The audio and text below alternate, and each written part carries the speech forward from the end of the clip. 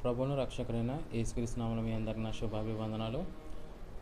27వ రోజుకి ఒక అరుణోదయ వాక్య పఠనం నడిపించిన దేవునికి స్తోత్రములు. ఈరోజు లూకా సువార్త 21వ అధ్యాయము 22వ అధ్యాయం చదువుకుని ఒక కార్యక్రమం మనం ముగించుకుందాం. ప్రార్థన చేసుకుని ఒక కార్యక్రమం ప్రారంభించుకుందాం. ప్రార్థన. సర్వశక్తిమంతుడు, సర్వాధికారి, నిత్య నివాసమైన మా ప్రియ పరలోక తండ్రి, నీ నామానికి వందనాలు, స్తోత్రములు ప్రభా. 27వ రోజుకి ఒక అరుణోదయ వాక్య పట్టణం నడిపించిన విధానానికి స్తోత్రములు తండ్రి. ఈ దినము లూకా సువార్త 21వ అధ్యాయం 22వ అధ్యాయం చదువుతుండగా మీ తోడు, మీ సహాయం మాకు దయచేయమన్నట్టు ఈ యొక్క కార్యక్రమం ఆది నుంచి అంతం వరకునైనా ఏ విధమైన ఇబ్బంది ఆటంకం లేకుండా చక్కగా జరుగునవున సహాయం అందించమన్నట్టు సమస్తం మీ చేతులకు అప్పగించండి. మా ప్రియుడు రక్షకుడైన యేసుక్రీస్తు నామములో ఈ ప్రార్థన సమర్పిస్తున్నాం తండ్రి, ఆమేన్. 21వ అధ్యాయము. కానుక పెట్టెలో తమ కానుకలను వేయుచున్న ధనవంతులను ఆయన పారజూచెను. ఒక బీద విధవరాలు 2 కాసులు అందులో వేయుచుండగా చూచి, ఈ బీద విధవరాలు అందరికంటే ఎక్కువ వేసినని మీతో నిజముగా చెప్పుచున్నాను.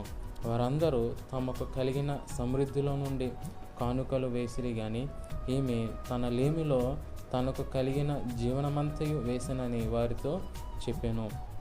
కొందరు ఇది అందమైన రాళ్లతోనూ అర్పితములతోనూ శృంగరింపబడి ఉన్నదని దేవాలయమును గూర్చి మాట్లాడుచుండగా ఆయన, ఈ కట్టడములు మీరు చూచుచున్నారే, వాటిలో రాతి మీద రాయి ఉండకుండా అవి పడద్రోయబడు దినములు వచ్చుచున్నవని చెప్పెను.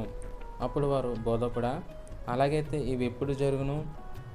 ఇవి జరగబోవునని సూచన ఏమని ఆయనను అడగగా ఆయన, మీరు మోసపోకుండా చూచుకొనుడి. అనేకులు నా పేరట వచ్చి నేనే ఆయనననియు కాలము సమీపించిననియు చెప్పుదురు. మీరు వారి వెంబడింపకుడి. మీరు యుద్ధములను గూర్చియు కలహములను గూర్చి వినినప్పుడు జడియకుడి. ఇవి మొదట జరగవలసి ఉన్నవి కానీ అంతము వెంటనే రాదని చెప్పెను. మరియు ఆయన వారికి ఇట్లనెను, జనం మీదకి జనము, రాజ్యం మీదకి రాజ్యము లేచును. అక్కడక్కడ గొప్ప భూకంపములు కలుగును, తెగులును కరువులను తటస్థించును. ఆకాశం నుండి మహా భయోత్పాతములను గొప్ప సూచనలను పుట్టును. ఇవన్నీ జరగక మునుపు వారు మిమ్మును బలాత్కారముగా పట్టి నా నామము నిమిత్తము మిమ్మును రాజుల యొద్దకును అధిపతుల యొద్దకును తీసుకొని పోయి సమాజ మందిరములకును చెరసాలకును అప్పగించి హింసింతురు. ఇది సాక్షాత్తమై మీకు సంభవించును. కాబట్టి మేమేమి సమాధానము చెప్పుదుమా అని ముందుగా చింతింపకుందుమని మీ మనసులో నిశ్చయించుకొనుడి. మీ విరోధులందరూ ఎదురుపడుటకును కాదనుటకును వీలు కాని వాక్కును జ్ఞానమును నేను మీకు అనుగ్రహింతును.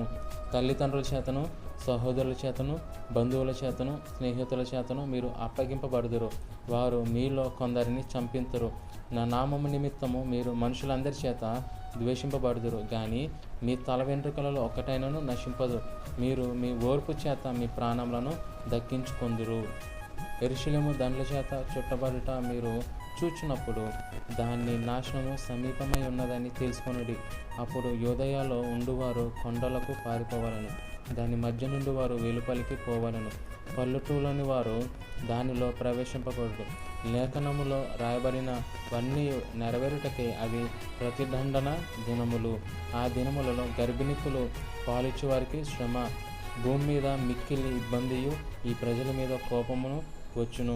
వారు కత్తివాట కూలుదురు, చెరపట్టబడిన వారై సమస్తమైన అన్యజనముల మధ్యకు పోవుదురు. అన్యజనముల కాలములు సంపూర్ణమగు వరకు యెరూషలేము అన్యజనముల చేత త్రొక్కబడును. మరియు సూర్యచంద్ర నక్షత్రములలో సూచనలను, భూమి మీద సముద్ర తరంగముల ఘోష వలన కలవరపడిన జనములకు శ్రమయు కలుగును.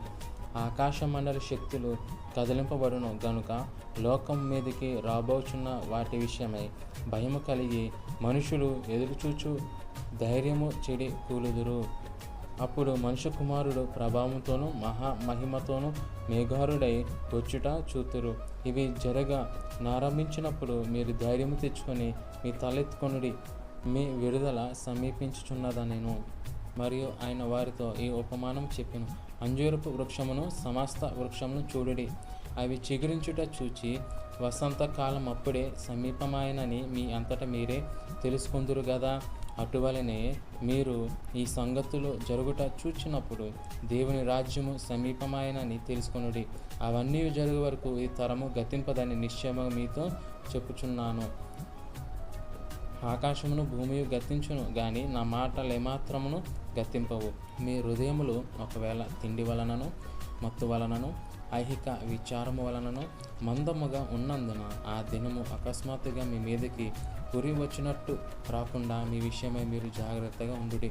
ఆ దినము భూమి అంతటా నివసించు వారందరి మీదకి అకస్మాత్తుగా వచ్చును. కాబట్టి మీరు జరగబోవు వీటినెల్లను తప్పించుకొని మనుష్య కుమారుని ఎదుట నిలవబడుటకు శక్తి గలవారగునట్టు ఎల్లప్పుడూ ప్రార్థన చేయుచు మెలకుగా ఉండడని చెప్పెను. ఆయన ప్రతిదినము పగటియందు దేవాలయములో బోధించుచు రాత్రి వేళ ఒలివ కొండకు వెళ్ళుచు కాలము గడుపుచుండెను. ప్రజలందరూ ఆయన మాట వినుటకు దేవాలయంలో ఆయన యొద్దకు పెందలకాడ వచ్చుచుండిరి. 22వ అధ్యాయము. పస్కా అనబడిన పులియని రొట్టెల పండుగ సమీపించెను. ప్రధాన యాజకులను శాస్త్రులను ప్రజలకు భయపడిరి కనుక ఆయనను ఎలాగూ చంపించమని ఉపాయము వెదుగుచుండిరి.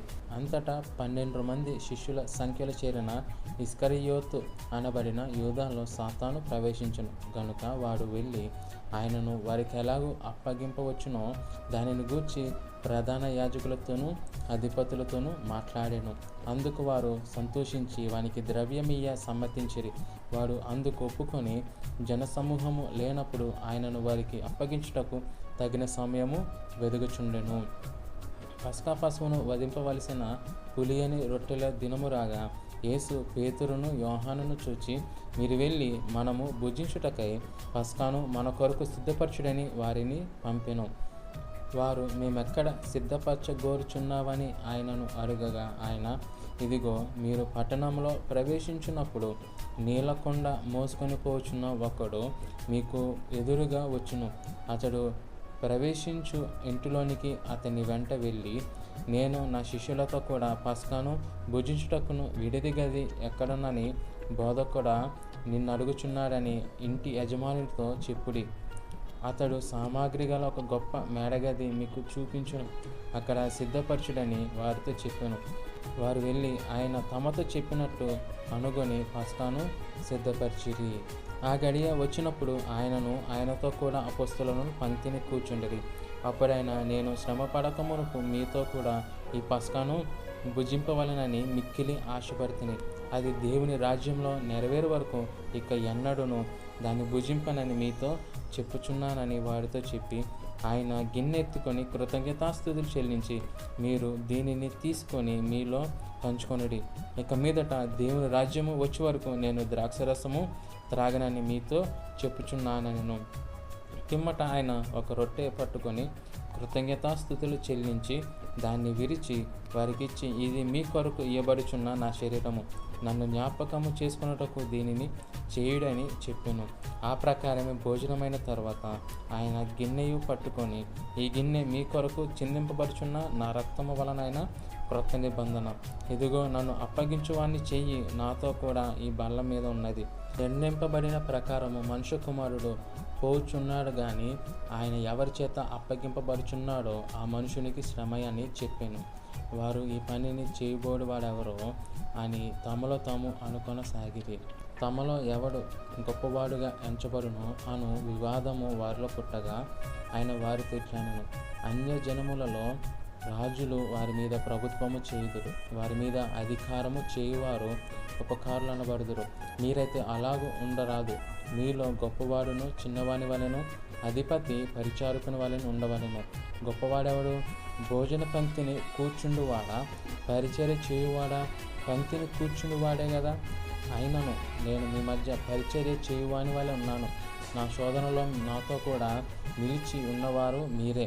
గనుక నా తండ్రి నాకు రాజ్యమును నియమించినట్టుగా నా రాజ్యంలో నా బల్ల యొద్ద అన్నపానములు పుచ్చుకొని సింహాసనముల మీద కూర్చుండి ఇశ్రాయేలు 12 గోత్రముల వారికి మీరు తీర్పు తీర్చుటకై నేనును మీకు రాజ్యమును నియమించుచున్నాను. సీమోను, ఇదిగో సాతాను మిమ్మును పట్టి గోధుమ వలె జల్లించుటకు మిమ్మును కోరుకొనేను గాని నీ నమ్మిక తప్పిపోకుండానట్లు నేను నీ కొరకు వేడుకొంటిని. నీ మనసు తిరిగిన తర్వాత నీ సహోదరులను స్థిరపరచుమని చెప్పాను. అయితే అతడు, ప్రభువా, నీతో కూడా చెరలోనికి మరణమునకును వెళ్ళుటకు సిద్ధముగా ఉన్నానని ఆయనతో అనగా, ఆయన పేతురు, నీవు నన్నెరుగనని ముమ్మారు చెప్పు వరకు నేడు కోడి కోయదని నీతో చెప్పుచున్నాను. మరియు ఆయన సంచియు జాలియు చెప్పులను లేకుండా నేను మిమ్మల్ని పంపినప్పుడు మీకు ఏమైనాను తక్కువైనా అని వారిని అడిగినప్పుడు వారు ఏమీ తక్కువ కాలేదనిరి. అందుకైనా ఇప్పుడైతే సంచి గలవాడు సంచియు జాలియు తీసుకొని పోవలెను, కత్తి లేనివాడు తన బట్టనమ్మి కత్తి కొనుక్కొనవలెను. ఆయన అక్రమకారులలో ఒకడుగా ఎంచబడినని రాయబడిన మాట నా యందు నెరవేరవలసి ఉన్నది. ఏలైనగా నన్ను గూర్చిన సంగతి సమాప్తమైచున్నదని మీతో చెప్పుచున్నాను. వారు, ప్రభువా, ఇదిగో ఇక్కడ 2 కత్తులున్నవనగా చాలునని ఆయన వారితో చెప్పెను. తర్వాత ఆయన బయలుదేరి తన వాడుక చొప్పున ఒలివ కొండకు వెళ్ళగా శిష్యులు ఆయన వెంట వెళ్ళిరి. ఆ చోటు చేరి ఆయన వారితో, మీరు శోధనలో ప్రవేశించుకున్నట్లు ప్రార్థన చేయడని చెప్పి వారి యొద్ద నుండి రాత్రివేత దూరం వెళ్ళి మోకాలుని, తండ్రి, ఈ గిన్నె నా యొద్ద నుండి తొలగించుటకు నీ చిత్తమైతే తొలగించుము, అయినను నా ఇష్టము కాదు, నీ చిత్తమే సిద్ధించునుగాక అని ప్రార్థించును. అప్పుడు పరలోకం నుండి ఒక దూత ఆయనకు కనబడి ఆయనను బలపరిచెను. ఆయన వేదన పడి మరింత ఆతురముగా ప్రార్థన చేయగా ఆయన చెమట నేలపడుచున్న గొప్ప రక్త బిందువు వలె ఆయను. ఆయన ప్రార్థన చాలించి లేచి తన శిష్యుల వద్దకు వచ్చి, వారు దుఃఖము చేత నిద్రించుట చూచి, మీరెందుకు నిద్రించుచున్నారు? శోధనలో ప్రవేశించుకున్నట్లు లేచి ప్రార్థన చేయుడని వారితో చెప్పెను. ఆయనను ఇంకను మాట్లాడుచుండగా ఇదిగో జనులు గుంపుగా వచ్చిరి. 12 మందిలో యూదా అనబడిన వాడు వారికంటే ముందుగా నడిచి యేసును ముద్దు పెట్టుకొనుటకు ఆయన యొద్దకు రాగా, యేసు, యూదా, నీవు ముద్దు పెట్టుకొని మనుష్య కుమారుని అప్పగించుచున్నావా అని వానితో అనగా, ఆయన చుట్టూనున్నవారు జరగబోదానిని చూచి, ప్రభువా, కత్తితో నరుకుదామా అని ఆయనను అడిగిరి. అంతలో వారిలో ఒకడు ప్రధాన యాజకుని దాసుని కొట్టి వాని కుడి చెవి తెగ నరికెను. అయితే యేసు ఈ మటుకు తాళుడని చెప్పి వాని చెవి ముట్టి బాగు చేశాను. యేసు తను పట్టుకొని వచ్చిన ప్రధాన యాజకులతోనూ దేవాలయపు అధిపతులతోనూ పెద్దలతోనూ, మీరు బందిపోటు దొంగ మీదకి వచ్చినట్టు కత్తులతోనూ గుడియాలతోనూ బయలుదేరి వచ్చితిరా? నేను అనుదినము మీ చెంత దేవాలయంలో ఉన్నప్పుడు మీరు నన్ను పట్టుకొనలేదు. అయితే ఇది మీ గడియయు అంధకార సంబంధమైన అధికారమును అనెను.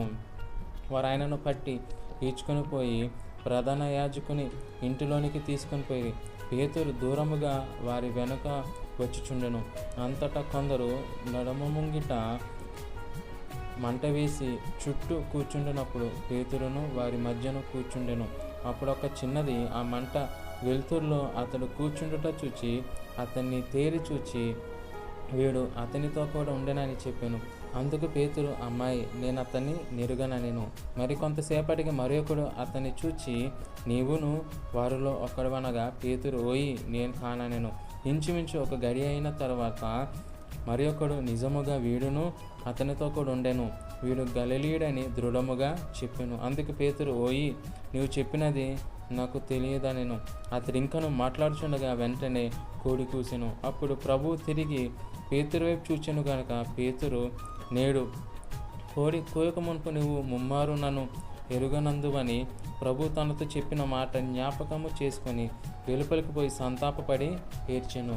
యేసును పట్టుకొని నా మనుషులు ఆయనను అపహసించి కొట్టి ఆయన ముఖము కప్పి, నిన్ను కొట్టిన వాడెవడో ప్రవచింపమని ఆయనను అడిగి ఆయనకు విరోధముగా ఇంకను అనేక దూషణ వచనములు ఆడిరి.